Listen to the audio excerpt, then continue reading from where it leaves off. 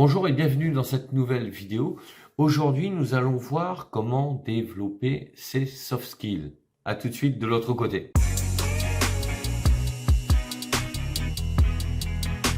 Comment développer ses soft skills? Alors, on va commencer par le principe. Quels sont les soft skills? À quoi ça correspond? Quelques exemples justement. Comment définir ses besoins? Comment évaluer donc ses besoins et se former? Et on terminera par une petite conclusion. Alors pour le principe, développer ses soft skills consiste à être polyvalent. En règle générale, les soft skills sont des compétences transversales qui vous permettent d'exercer dans plusieurs types d'activités. Alors, il n'y a pas de liste déterminée pour les soft skills. En fait, il n'y a pas une liste bien précise. Les soft skills peuvent être différentes en fonction des secteurs d'activité et des professions et des entreprises. Alors, chaque activité va en privilégier certaines. Elle révèle des compétences, elle relève de compétences dites sociales. Alors, cela ne signifie pas qu'il ne faut pas avoir de compétences techniques, mais les soft skills vous permettent justement d'améliorer vos compétences sociales, c'est-à-dire de mieux communiquer, de mieux échanger et de savoir partager votre travail, vos expériences avec les autres.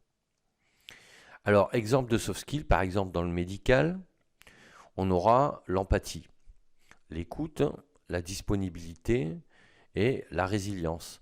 Donc ça, ce sont des compétences sociales, des aptitudes que l'on peut retrouver dans d'autres métiers. Là, je prends quelques exemples, mais il pourrait y en avoir d'autres, bien évidemment. On peut avoir aussi dans la vente, par exemple, on peut avoir des soft skills comme la communication, l'écoute, être persuasif et négociateur. Puisque pour être un bon vendeur, il faut savoir communiquer, mais il faut aussi savoir écouter, puisque si vous n'écoutez pas ce que vous dit le client, c'est-à-dire son besoin, ses attentes, à partir de là, vous allez lui proposer un produit qui ne correspond pas du tout à son besoin et vous ne vendrez pas. Ensuite, il faut être bien évidemment persuasif et être un bon négociateur. Alors pour le management, on va avoir là aussi comme soft skill la communication, la prise de décision, être persuasif et avoir de l'empathie. Alors je rappelle que l'empathie, ce n'est pas, alors c'est être bienveillant, mais c'est surtout se mettre à l'écoute de l'autre pour essayer de comprendre son mode de raisonnement et son mode de fonctionnement. Ça ne veut pas dire que vous le validez, que vous êtes d'accord. En fait, c'est une manière d'essayer d'analyser ce que dit et fait l'autre. D'accord? Parce que beaucoup de gens confondent l'empathie avec le fait d'être conciliant. Pas du tout. Ça n'a strictement rien à voir. Alors, il s'avère que ces soft skills-là, ce sont les soft skills qui sont demandés dans les activités, dans tous ces postes-là.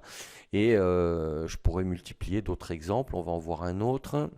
Par exemple, dans la formation, là aussi, on va vous demander en soft skill, enfin vous aurez besoin comme soft skill d'avoir une bonne communication, d'être organisé, puisque lorsque l'on est alors formateur, il faut savoir, même si c'est pas vous qui planifiez forcément les sessions de formation, ben il faut gérer des dossiers, il faut gérer des stagiaires, des évaluations, des cours. Enfin, ça demande une grande organisation, donc il faut être organisé. Il faut avoir de la pédagogie, donc pour ça il faut connaître les méthodes pédagogiques. Et là aussi, il faut avoir de l'empathie, puisque lorsque l'on fait des formations, ben on écoute et on est sensible à la communication verbale et non verbale des apprenants que l'on a en face de soi, pour essayer de voir si ce que l'on dit est compris ou validé ou pas, justement, pour savoir s'il faut rectifier éventuellement la manière dont on dispense son cours. Alors en ressources humaines, là aussi, on demandera d'avoir une bonne communication.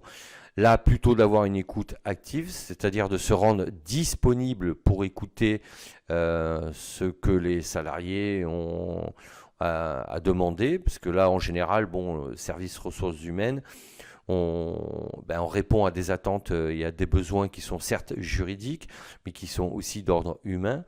Et en ce sens, il faut avoir cette capacité-là. Résolution de conflits, puisque en ressources humaines, on gère des conflits et l'idée, c'est quand même de les résoudre. Et là aussi, on doit faire preuve d'empathie. Alors pour le manager de projet, par exemple, là aussi, on lui demandera d'être un bon communicant, d'être en capacité de gérer des équipes, d'être organisé et aussi de faire preuve d'empathie. Alors l'empathie, je le mets à chaque fois parce que, c'est bon, moi je le mettrai de toute façon, mais si vous regardez tous les articles et les études sur le sujet, c'est aujourd'hui une aptitude, une compétence transversale qui revient et qui est demandée de plus en plus par les entreprises. Alors l'idée, c'est de définir ses besoins en fonction de son métier, de votre activité, et de trouver donc quelles sont les compétences adaptées pour vous permettre d'acquérir ces soft skills. Alors ensuite, une fois que vous les avez identifiés, il va falloir les évaluer pour pouvoir se former, c'est-à-dire les évaluer financièrement et ensuite programmer les formations pour pouvoir les acquérir. Puisqu'il ne suffit pas de les identifier, ensuite il faut passer à l'action. Et voilà, passer à l'action, ça veut dire qu'il va falloir vous renseigner auprès de centres de formation qui proposent ces compétences-là, de les acquérir à travers leur programme de formation. Et ensuite, il va falloir le budgétiser. Et une fois que vous l'aurez budgétisé, programmer avec ces organismes de formation les formations que vous allez suivre. Donc, en conclusion, l'acquisition de compétences améliore la confiance en soi à travers la maîtrise et augmente l'estime de soi. Puisque, en fait, les soft skills vous permettent d'être à l'aise à peu près dans tous les secteurs d'activité. Parce que, comme vous l'avez constaté, à chaque fois, les termes qui reviennent souvent, c'est l'empathie, la communication et la capacité à résoudre des problèmes. Donc, une fois que vous avez ces compétences-là dites transversales, vous pourrez évoluer plus facilement dans n'importe quel secteur et domaine d'activité.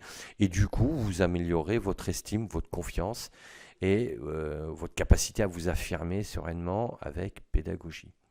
Voilà ce que je voulais vous dire sur les soft skills. Si cette vidéo vous a un peu plus éclairé, n'hésitez pas à mettre un pouce bleu, à vous abonner à la chaîne et n'oubliez pas de cliquer sur la petite cloche pour être notifié des nouvelles publications de vidéos.